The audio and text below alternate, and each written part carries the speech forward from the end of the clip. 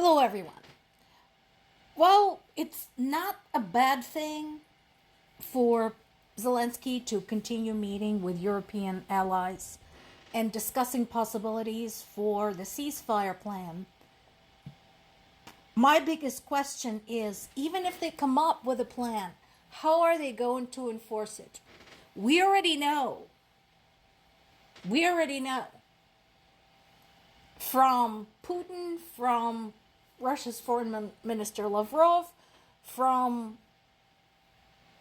Putin's spokesman Peskov, and from everybody else.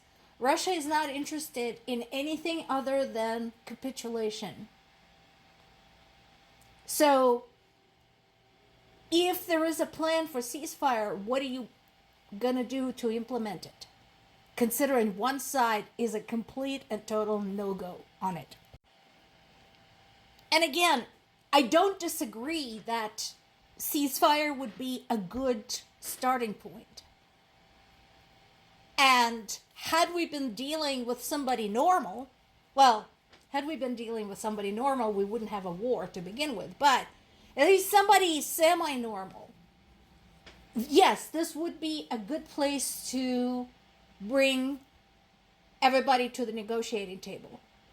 But again, in this case, how do you do this? Especially considering how many times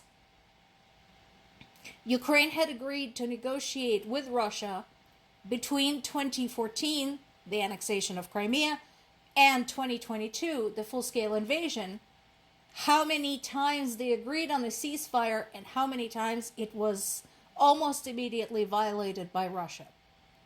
So I want those questions answered because otherwise we're just wasting time. And yes, I'm also glad that the EU is looking at legal option regarding reparations for Ukraine backed by frozen Russian assets. Again, I'm not sure why this is taking so long. Just freaking release them. Just use them. And as I said before, I don't think it should be alone. I think it just should be given to Ukraine to do whatever with.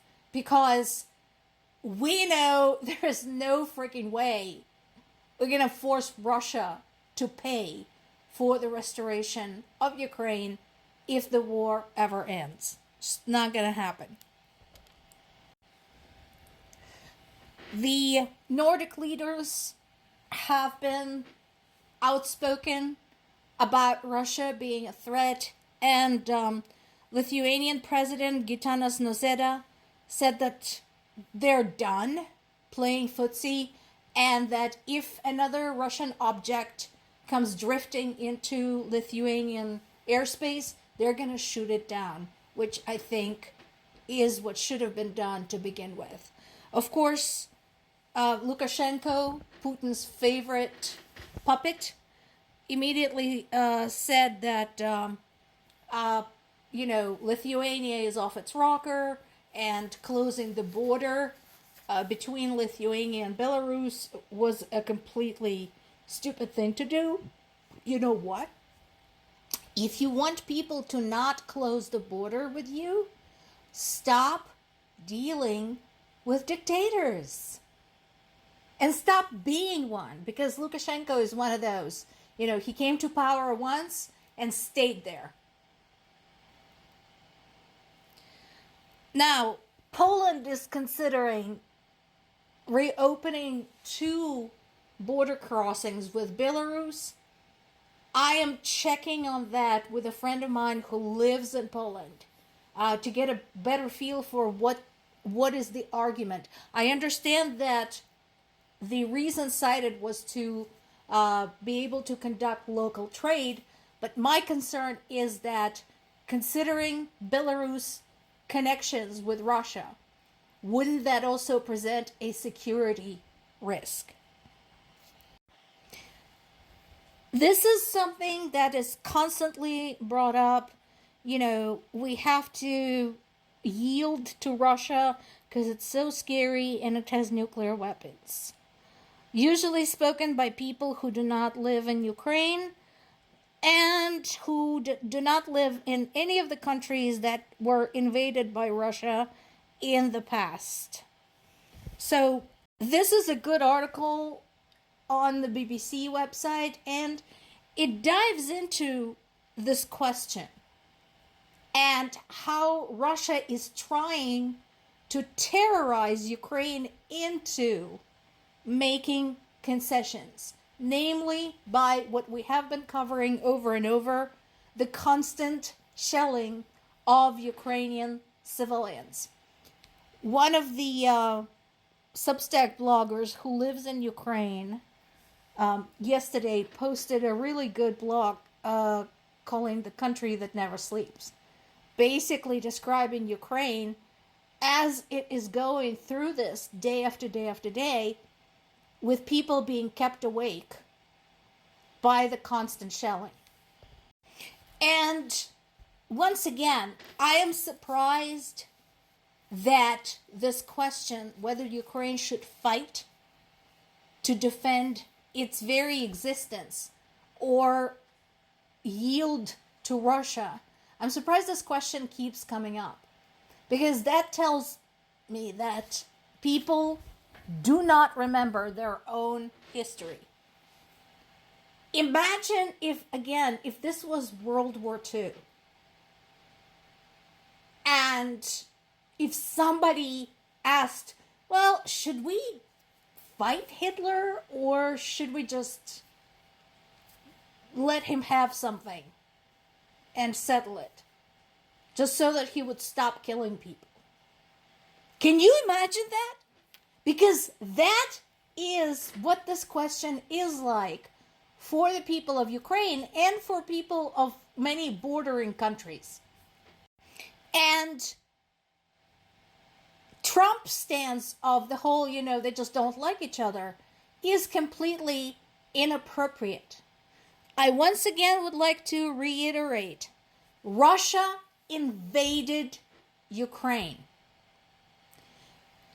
Corruption in Ukraine is not an excuse. Ukraine leaning toward the EU is not an excuse. Russia's claim that they're there to protect Russian-speaking population is also not an excuse, because it's a lie, and nobody was abusing Russian-speaking population. How do I know? I come from the fucking Russian-speaking population.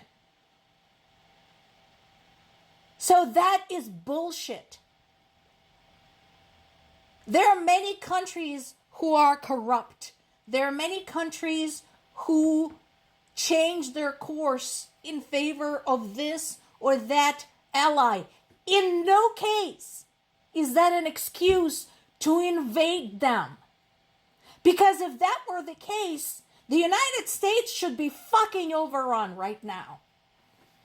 So I agree with Polish Prime Minister Donald Tusk. I love this guy. He has been so awesome. He said that appeasement never was a road to a just and lasting peace. Thank you. Louder for those in the back. And the last but not the least, do people remember this is happening? Since the beginning of the full-scale invasion, Russia had killed 661 Ukrainian children and injured 2,203. What is the excuse? Corruption? NATO? What? What is the excuse for this? Russia had destroyed or damaged more than 4,500 schools and kindergartens, 1,294 hospitals.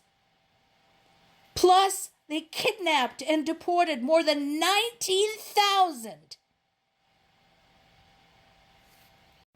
Tell me again, would you negotiate if this happened to your country?